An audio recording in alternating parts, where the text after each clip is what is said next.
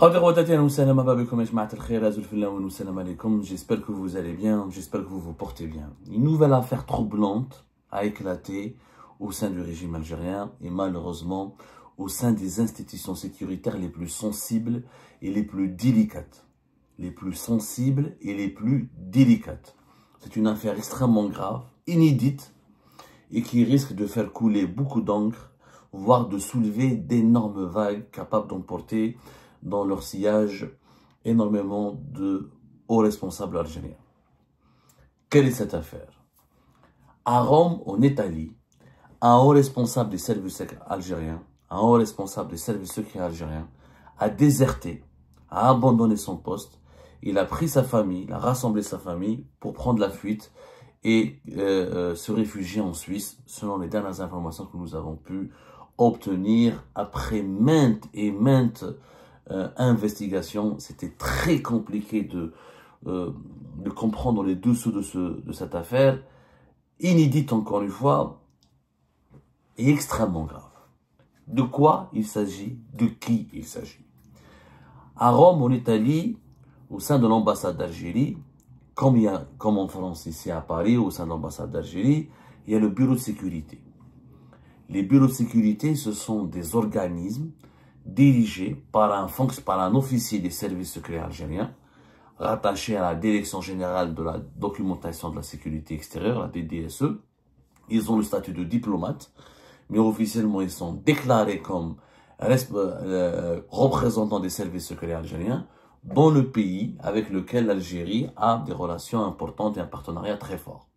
Dans un certain nombre de grands pays importants pour l'Algérie, au regard de l'importance, de la profondeur des relations diplomatiques, politiques et économiques, au sein des ambassades d'Algérie, il y a toujours un bureau de sécurité. Ce bureau de sécurité, dirigé par un officier des services secrets algériens, son rôle est d'assurer la coopération et les échanges et les contacts avec les services secrets du pays, avec lequel l'Algérie a des relations importantes, comme il est aussi chargé de mener des opérations de renseignement concernant la diaspora algérienne dans ce pays, ou concernant les intérêts algériens dans ce pays, ou concernant les mouvements politiques ou les lobbies hostiles à l'Algérie et leurs manœuvres hostiles à l'Algérie. Rome, comme Paris, comme Madrid, comme Berlin, comme Washington, comme Londres, comme Le Caire, comme Rabat, comme Riyad, il y a un certain nombre de capitales à travers le monde qui sont des pays, qui sont les capitales de pays de puissance régionale et mondiale avec lesquels l'Algérie a beaucoup d'intérêt.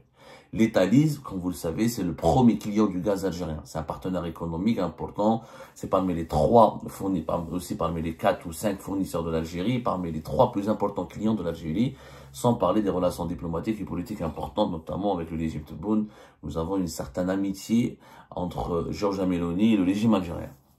Le chef de ce bureau de sécurité à l'ambassade d'Algérie à Rome, c'est quelqu'un qui s'appelle le lieutenant-colonel Marwan. Le lieutenant-colonel Marwan. C'est un haut gradé des services secrets algériens, dans la direction générale, de la documentation de la sécurité extérieure, les services de renseignement algérien extérieur. Il y a la DGSI en Algérie, la direction générale de la sécurité intérieure, les services de renseignement intérieur, et la DGDSE, les services secrets de renseignement extérieur. Il était en poste depuis plus de 2-3 ans. Et ce lieutenant-colonel Marwan avait visiblement un bilan très satisfaisant. Il avait d'excellents contacts avec les interlocuteurs italiens au sein des services secrets italiens. Il avait beaucoup de contacts au sein des autorités italiennes.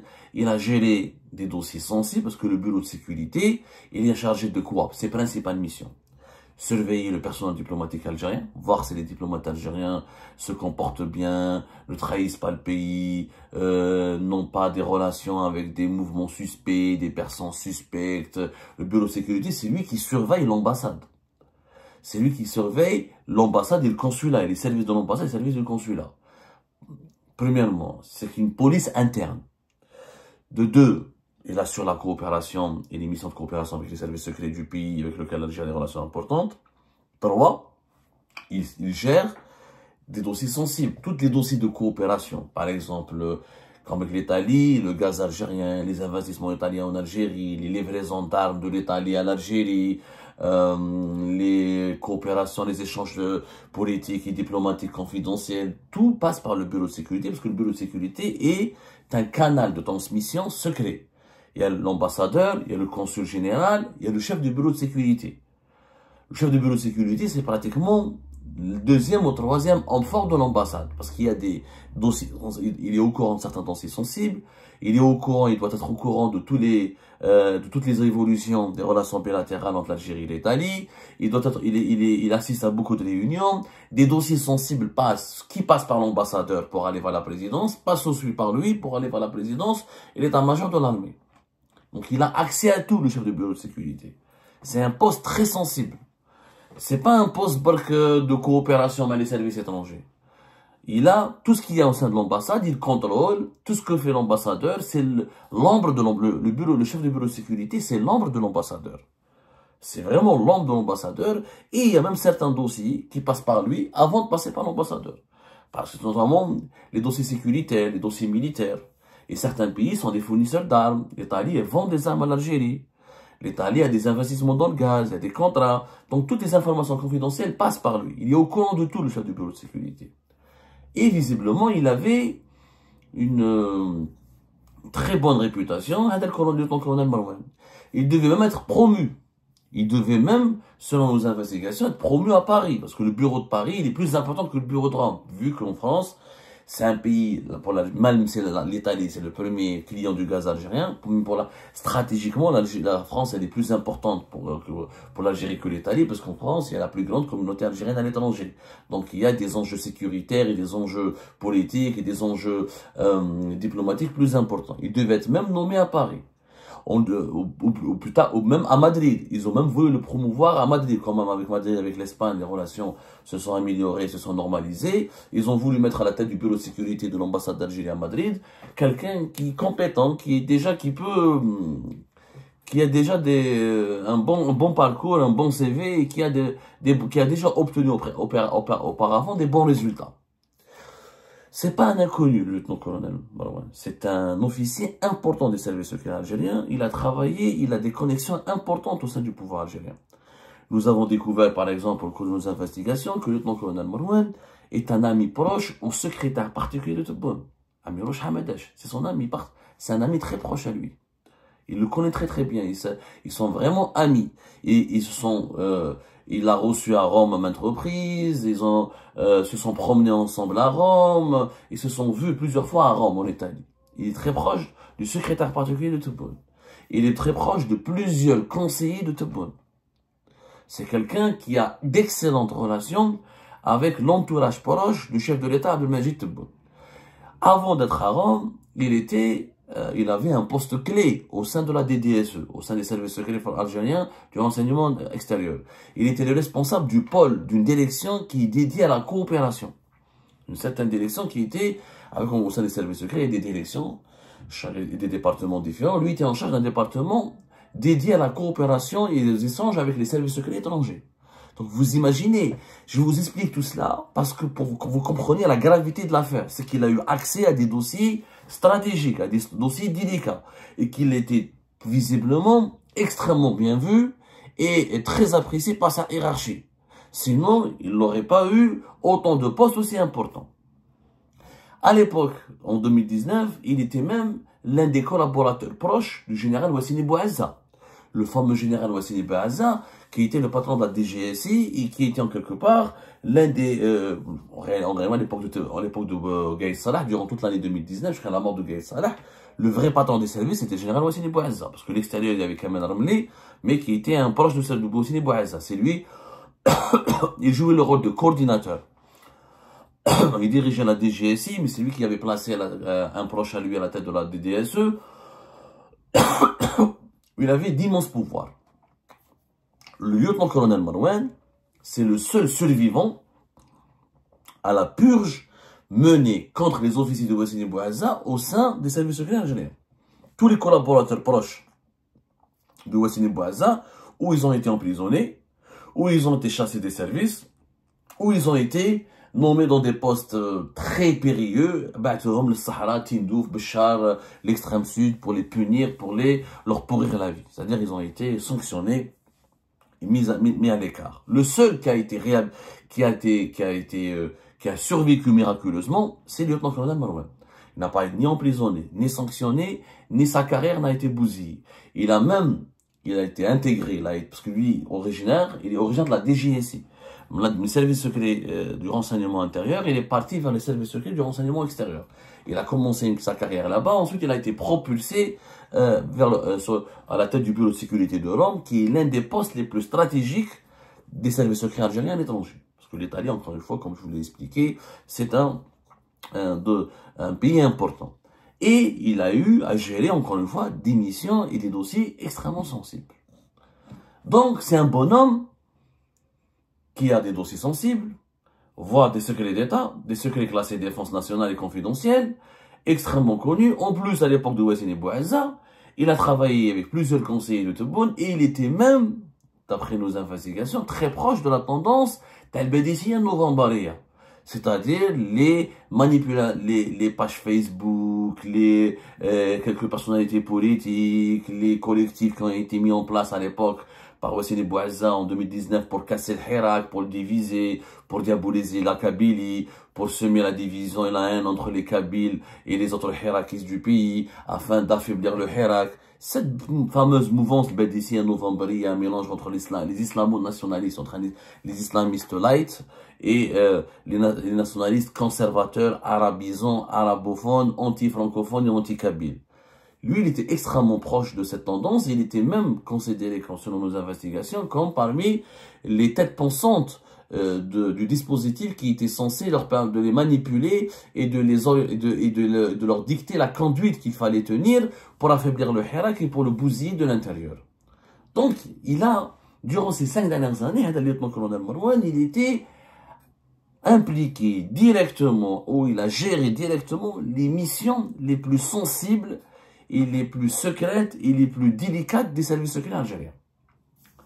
Mais, il y a de cela 15 jours, il a décidé de déserter. Il a décidé de déserter.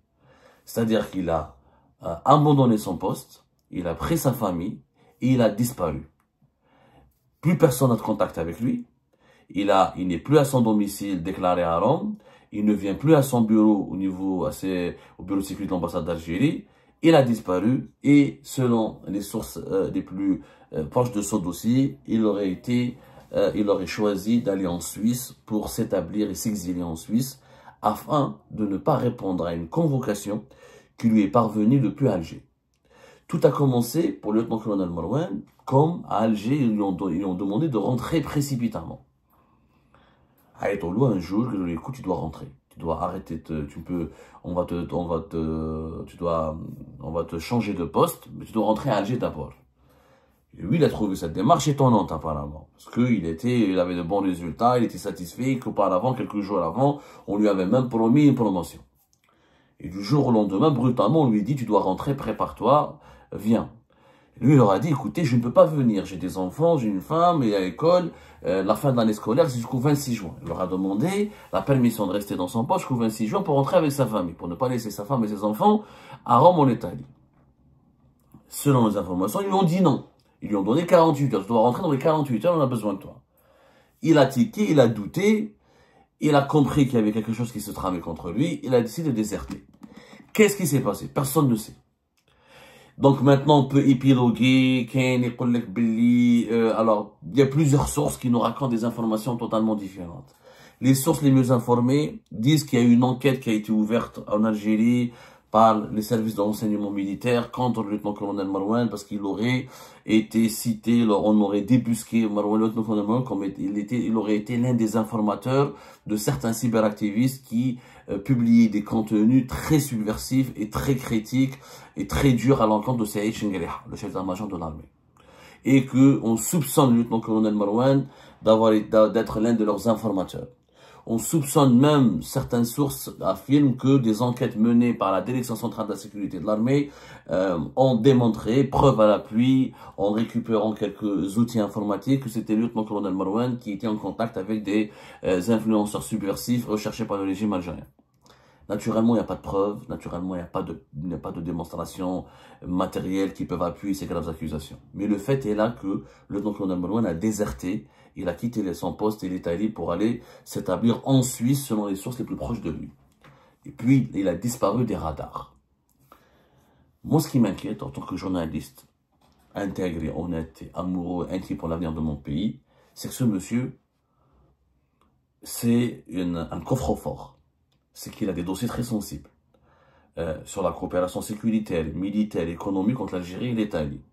Et que le fait qu'il a déserté et qu'il a fui, il va devenir une cible de services secrets étrangers. C'est une source intarissable. C'est un coffre-fort. Le lieutenant-colonel Malouane, c'est un coffre-fort. Vous imaginez, il a partagé, il avait des relations amicales très approfondies avec le secrétaire d'État, avec le secrétaire particulier de Tebboune. Il connaissait les conseillers de Tebboune. Il connaissait les principaux activistes, le mouvement Badissien Novembaria qui a été utilisé en 2019 par les services secrets pour affaiblir le Hirak, dont certains d'entre eux sont devenus conseillers ou ils travaillent directement avec la présidence, genre comme Abdellatif Belkayem, comme Sofiane Adjoura, comme des activistes les canaux utilisés à l'époque par la DGSI, par les services secrets de Wassini Bouazza. Ils sont devenus plus tard les porte-plumes de la présidence algérienne et les cerveaux des opérations de propagande de la présidence algérienne. Il connaît tout le monde.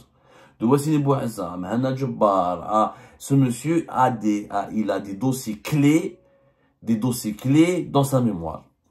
Il a travaillé sur des dossiers clés. De la lutte contre les opposants, jusqu'au gaz de schiste, jusqu'aux livraisons militaires de l'Italie à l'Algérie, jusqu'aux investissements italiens, jusqu'aux échanges, aux opérations secrètes menées par l'Italie et l'Algérie, dont certains en Libye, parce que les Italiens ont beaucoup travaillé avec les Algériens concernant la Libye, le Sahel, dans certains pays africains. C'est une mine d'informations. Il a déserté. On l'a laissé partir comme ça. Et regardez l'incroyable âme. Je sais pas si on peut parler d'amateurisme. Je sais pas, toi, vous doutez de lieutenant-colonel Malouane. Il fallait le convaincre intelligemment de rentrer au pays, s'expliquer avec lui. Mais l'effrayer, lui donner des signes, lui faire comprendre que tu vas te arrêter, maintenant il est dans la nature. On a un coffre-fort, vous imaginez l'État algérien et les services secrets algériens, l'un de leurs coffres-forts se balade, il a disparu, ils n'ont plus de contact, ils ne savent même pas où est-ce qu'il est. Les dernières informations auraient dit qu'il serait en Suisse. D'autres sources affirment qu'il pourrait être en Hollande, parce qu'il est propriétaire d'un logement aux Pays-Bas. Donc, mais personne ne sait où est-ce qu'il est. Alors, c'est un coffre-fort. Il a tous les secrets d'État. Il a certains secrets d'État. Il compte des secrets d'État. Parce que les Italiens et les Algériens, ils ont travaillé ensemble sur des dossiers très sensibles. Très sensibles. Et je veux pas m'étaler là-dessus, parce que je veux pas être coupable de violation de secret défense. Je suis qu'un journaliste. Mais comment un officier aussi important, aussi influent peut déserter et le régime algérien le laisse partir comme ça, sans s'inquiéter, on ne peut pas traiter. Il y a certaines affaires sensibles qui auraient nécessité un traitement plus intelligent, plus rusé, plus apaisé, quand même. C'est pas n'importe qui. Vous imaginez, c'est les services secrets de certains pays, aussi de l'Algérie, vont lui mettre la main dessus. Vous imaginez toutes les fuites? Vous imaginez toutes les conséquences sur la sécurité nationale? C'est une affaire extrêmement grave, je m'arrêterai là. Nous poursuivons notre enquête et nous essayons de comprendre ce qu'il y a derrière cette affaire. Notre objectif n'est pas de torpiller la sécurité nationale, ni d'affaiblir l'Algérie. Au contraire, de la protéger et d'alerter les hauts responsables. Quand vous avez un souci ou un problème particulier avec un officier influent et haut gradé, quand on veut régler ce problème, il y a un certain nombre de protocoles, il y a des pratiques intelligentes et intelligibles qu'il faut mettre en place. Mais la brutalité, la menace et l'intimidation ne peuvent que, encore une fois, regardez, ne peuvent que susciter des situations encore plus dangereuses et plus inconfortables pour les intérêts stratégiques de l'Algérie. Je préfère m'arrêter là parce que ce scandale est très grave. Nous reviendrons là-dessus quand on aura des informations beaucoup plus sûres et nettement mieux recoupées.